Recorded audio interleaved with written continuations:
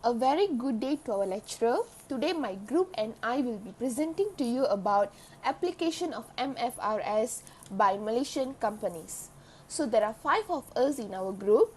First of all it's Tan Hua, and then myself Sharmila Velusamy, Priyanka Nallaya, Divya Dashni, and also Varadan. We have chosen 5 companies for this assignment, which are GFM Services, Grand Hoover Berhad, Green Ocean Ratio, Gunung Capital Berhad, and Genting Berhad. Good day, Dr. Kamaru. My name is Priyanka and my metric number is 272446. Let me start my presentation with the company background first. Our first company is GFM Services Berhad, which was incorporated in Malaysia under the Companies Act on 30th January 2013 as a public limited company.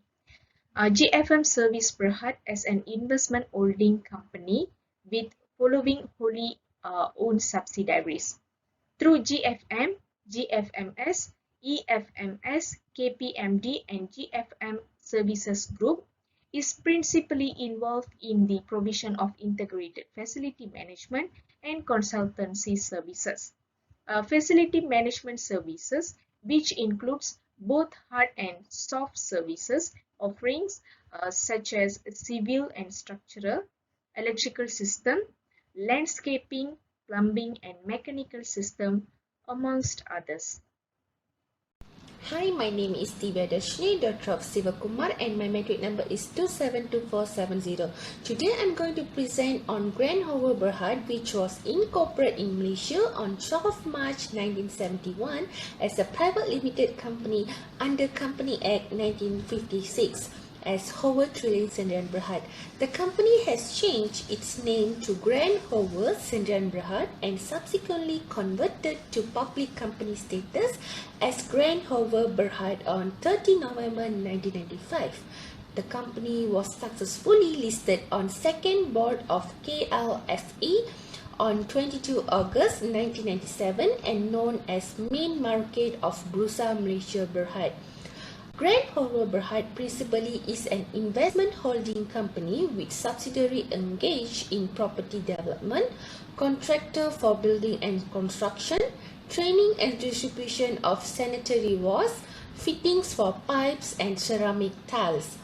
Thus, the group focus has been in property development and its related business only.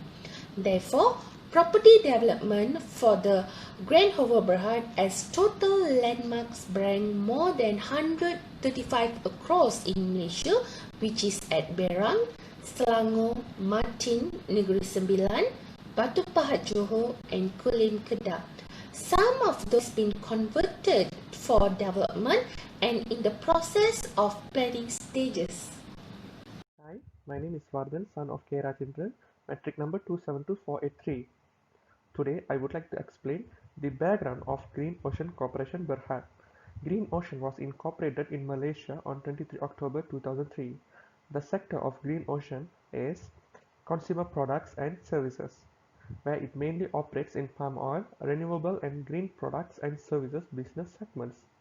There are two main subsidiaries under Green Ocean Corporation Berhad, which is Ace Edible Oil Industries Sdn Berhad for Palm Oil Company and Ace Green Energy Sdn Berhad for Green and Renewable segment. My name is Sharmila Velusamy, metric number 2723 and 67, and I'll be presenting to you about Genting Berhad. So let's look at the background of the company. Genting Berhad is an investment and holding company. The company was incorporated in 1968 and listed in 1971. Genting Group, which is a compromisation from Genting Berhad, was founded in 1965 by the late Tan Sri Lim Goh Tong. So, the listed companies under Genting Group is actually Genting Malaysia Berhad, Genting Plantations, Berhad and Genting Singapore Limited. Whereas, their subsidiaries are Genting Energy Limited and Resorts World Las Vegas LLC. So, the Genting Group is actually currently led by Tan Sri Lim Kok Tai. This specializes in leisure and hospitality, oil palm plantations, power generation, oil and gas, property development, life sciences and biotechnology activities. Hello, my name is Tianhua. My metric number is 251210. Today I will explain about the Ghana capital Berhad. For the Ghana capital Berhad is formerly known as the Taiping Super Code Liabilities. It's a listed company listed on the main board of the Kuala Lumpur Stock Exchange, Bursa, Malaysia. Before the year ended 2010, Ghana was mainly engaged in the trading of latex concentrate. As the continued high price of latex squeezed profit margins, Ghana stopped trading latex concentrate in the 2010, and the accurate GPD Corporation Sindhya Berhad, which mainly leased land, passenger transport assets, and the special vehicles. Now, through its wholly owned specific GPB Corporation Sindhya Berhad, Ghana Resource Sindhya Berhad and its indirect subsidiary Base Yacht Sindhya Berhad, Ghana focus on the leasing of its transportation assets. Let me explain about the disclosure of MFRS 110 events after the reporting period for GFM Services Berhad for both year of 2018 and 2019. Okay, for the year of 2018, there is only one event which has been considered as an adjusting event according to MFRS 110. Other events all considered as non-adjusting event. So let me explain about the event first. So on 26 January 2018, the company was entered into a conditional share sale agreement with Kumpulan Parabana Sdn Berhad for the proposed acquisition of entire issued share capital of KPMD for 113 million to be satisfied only by cash. So this event was completed. This acquisition was completed on 27 November 2018 for a cash consideration of 122,500,000. So GFM Services Berhad need to adjust this event since the consideration was paid in the form of cash, which affect the cash balance in the financial statement. Okay, for the year of 2019, all the events are considered as non-adjusting event. So here's some examples of non-adjusting events which occurred at GFM Services Berhad, which is on 11th January 2019, the company incorporated a subsidiary and with an issued and paid up share capital, ordinary share of RM1 ringgit, and then followed by that, the company announced the company's proposed bonus issued of warrants has been completed. And then due to the COVID-19 outbreak, the related impacts are considered as non-adjusting events in accordance with MFRS 110 after the reporting period. So for those non-adjusting events, so GFM Services Berhad need to disclose the events in their annual report on notes to the financial statements. Based on MFRS 110 annual report for year 2018 and 2019 from Grand Hover Berhad, we have identified 3 events occur in that period and classified as subsequent event. In 2018, Grand Hover Berhad has reported 2 events before the reporting period. Thus, for 2019, Grand Hover Berhad has reported 1 event after the reporting period. The type of event frequently reported in 2018 is acquiring interest or subscription ordinary share or share capital. As you can see, On 4th January 2008, the Grand Hoa Berhad 70% owned subsidiary is Hep Wang Enterprise Sdn Bhd. They acquire 2 ordinary shares in Anggun Teras Merak Sdn Bhd, representing 100% equity interest for a total cash consideration of RM2. According to the acquisition, Anggun Teras Merak Sdn Bhd become the wholly owned subsidiary of Hep Wang Enterprise Sdn Bhd. So, the second event is on 26 January 2018.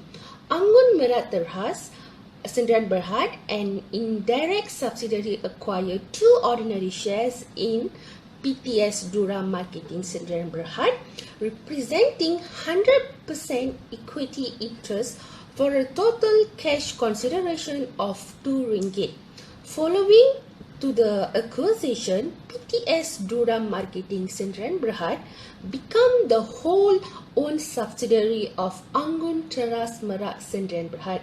Consequently, this kind of event will be considered as non-adjusting event because it does not have any significant impact to the financial statement of the Grand Hoa Berhad.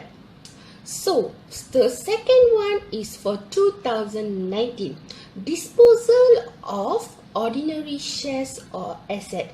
As you can see, on 4th July 2019, Grand Hoa Berhad 70% owned subsidiary is Hep Wang Enterprise Sdn Bhd. They enter into a sales and purchase agreement to dispose of land and building for a total consideration of RM98,000. This disposal was expected to complete within 12 months period. This event take place after the reporting period. Thus, this disposal of land and building is not expected to have any material effect, and this is considered as non-adjusting event. For Green Ocean Corporation Berhad, under Mfrs 110, there is no event occurred in 2018. For 2019, there is one event identified, which is a joint venture agreement with NSN Global Resources Berhad. This event is classified as a non-adjusting event as it won't affect the company's financial statement. So let's look at the MFRS 110's disclosure. So in 2018, there were 3 subsequent events after the reporting period. So the first one will be on 26 December 2018, Resorts World Las Vegas notified the company Genting Berhad that they received a complaint on 21st December 2018 from Wynn Resorts Holding, a Nevada limited liability company. They said that they are against RWLC for trade dress infringement, trademark dilution, copyright infringement over design of RWLV's upcoming Resorts World Las Vegas Hotel and Casino Resort property. So, in January 2020, both the plaintiff and the defendant managed to settle in respect of the plaintiff's suit. So, according to MFRS 110, this is considered an adjusting event because the complaint happened before the reporting period. So, it is considered as an event that happened before accounting. So, you should take consider of it, and also there is an evidence of the event.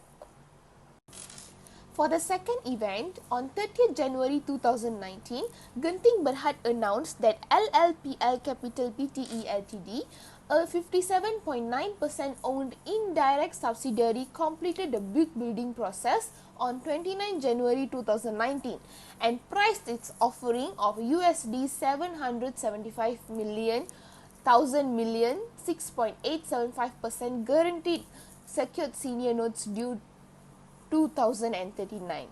So this senior notes have actually been offered within and outside of United States, and they are unconditionally guaranteed by PT Lestari Banten Energy, a 55% owned indirect subsidiary of the company.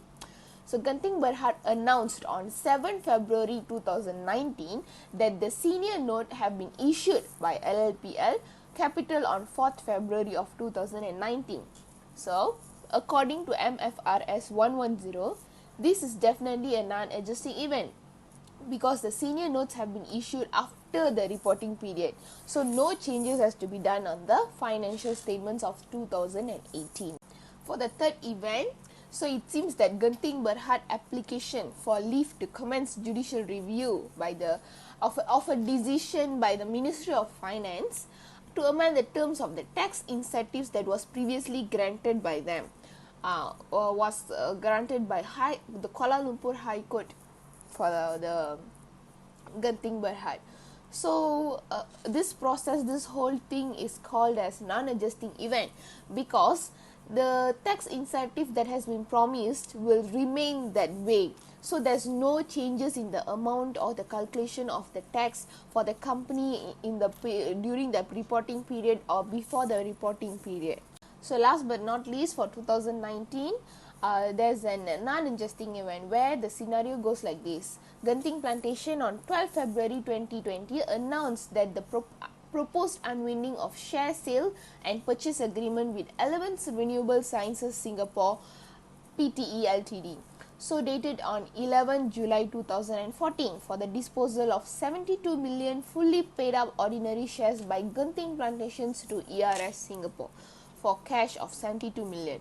So it's like every agreements and every existed agreements between both of these companies has actually been amended or unwound or has been terminated, and all these transactions were known as proposed transaction and has been completed on 18th February 2020. So they are non-adjusting event because the transactions were done after the reporting period, where financial statements of 2019 need no adjustments. For the events of the 2018 and 2019, you can see as the tables.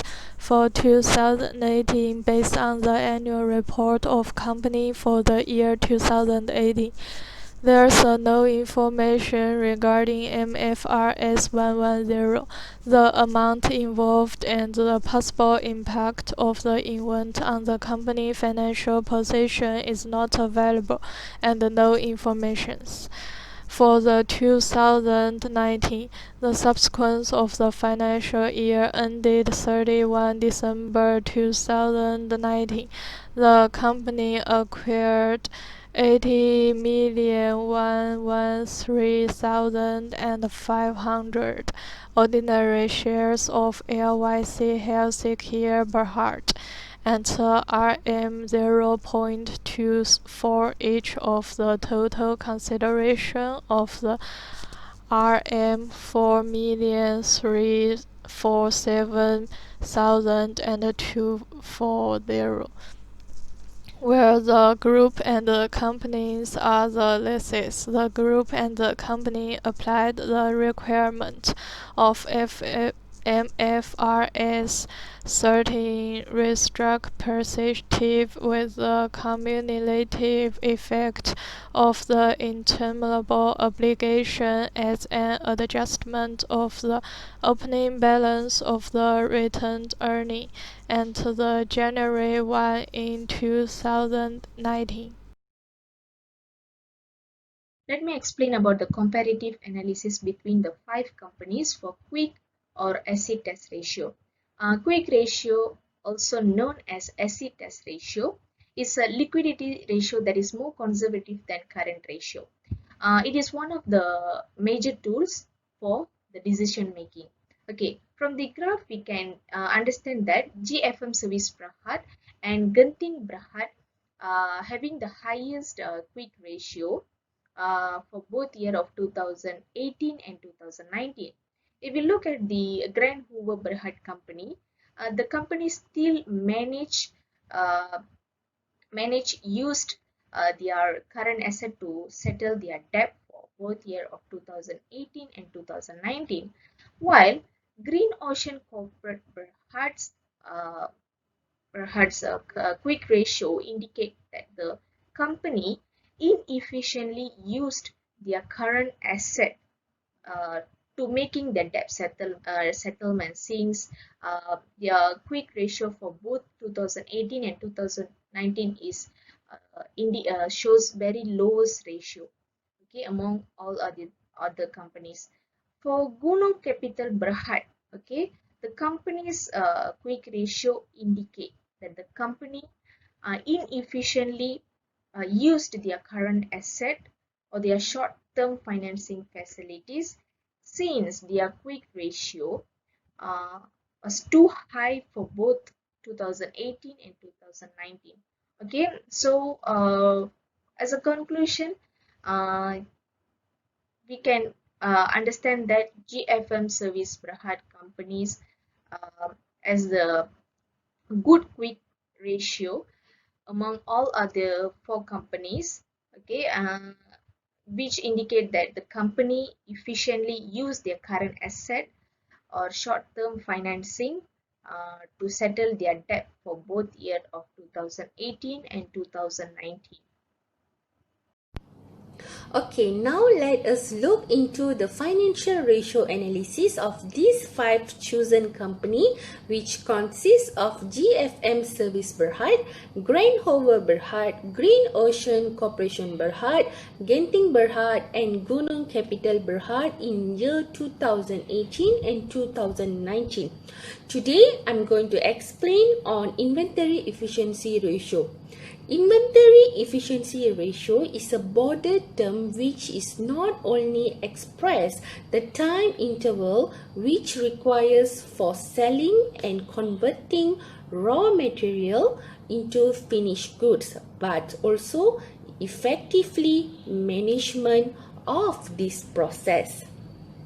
As you guys can see from the figure, from the graph above, it shows that GFM Service Berhad has no inventory efficiency ratio in 2018 and 2019.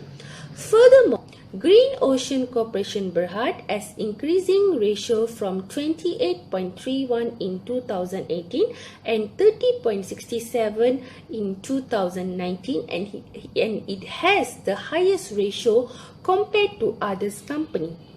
It shows that Green Ocean Corporation Berhad can manage their inventories efficiently compared to other company. Besides that, Genting Berhad company shows that the ratio steadily increasing from 20.06 in 2018 and 21.16 in 2019. So it represents that the company also good at managing their inventory. Thus, Grand Hover Berhad ratio is consistently growing from 3.16 in 2018 and 3.63 in 2019. But for Gunung Capital Berhad, the inventory efficiency ratio is 0.57 in 2018 and 0.44 in 2019, which is decreasing and have a lower inventory efficiency ratio that indicates that maybe overstocking or deficiency in the product line or marketing effort. Moreover, it is a sign of ineffective inventory management because inventory usually has a zero rate of return and high storage costs. Trade receivable days measures how many days a company takes to collect its trade receivable within a year. In year 2018, Genting Berhad has the least number of days. Thus, this proves the ability of collecting cash from debtors in a timely manner. Next, Green Ocean Corporation Berhad and GFM Service Berhad trade receivable days are good compared to Gunung Capital Berhad. Meanwhile, Grand Hoover Berhad has the highest number of days, which is 171 days. This shows that Grand Hoover is very bad at collecting cash from debtors. In year 2019, Green Ocean Corporation Berhad shows the least number of days. Hence, it proves the most effective company in collecting cash.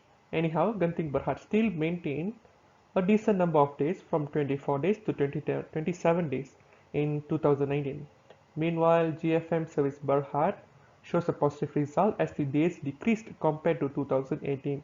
Next, Gunung Capital Berhad shows a huge increase as its days increase from 80 days to 140 days. Although Grand Hoover Berhad improved its trade receivable days decreased from 171 days to 165 days in 2019, it's still a highest number of days compared to the other four companies. Trade payable days shows the number of days a company takes to settle its debt within a year. In year 2018, Green Ocean Corporation Berhad has the least number of days. This proves the ability of its company to settle debt in a timely manner. Meanwhile, Genting Berhad and GFM Service Berhad has a decent trade payable days of 21 days and 28 days respectively. Grand Hoover Berhad has the highest number of days compared to the others. This shows that Grand Hoover Berhad delays at paying its suppliers. In year 2019, Green Ocean Corporation Berhad shows a decreased payable days from 19 days to 2 days. This proves that Green Ocean Corporation Berhad paying its suppliers in faster rate compared to the previous year. Genting Berhad and Grand Hoover Berhad also shows a decreased trade payable days. Meanwhile, GFM Service Berhad has shown no changes in its days. Gunung Capital Berhad shows a tremendous hike of 569 days, where it signals the company may be in financial distress and may be an indicator of worsening financial condition.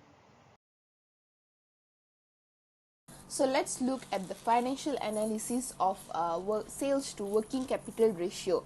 It actually means that it measures the efficiency of a company's working capital, how well they utilize it in order to generate the certain level of sales. So in 2018, Genting Berhad had the highest sales to working capital ratio, and Grand Hoover Berhad has the lowest ratio in 2018.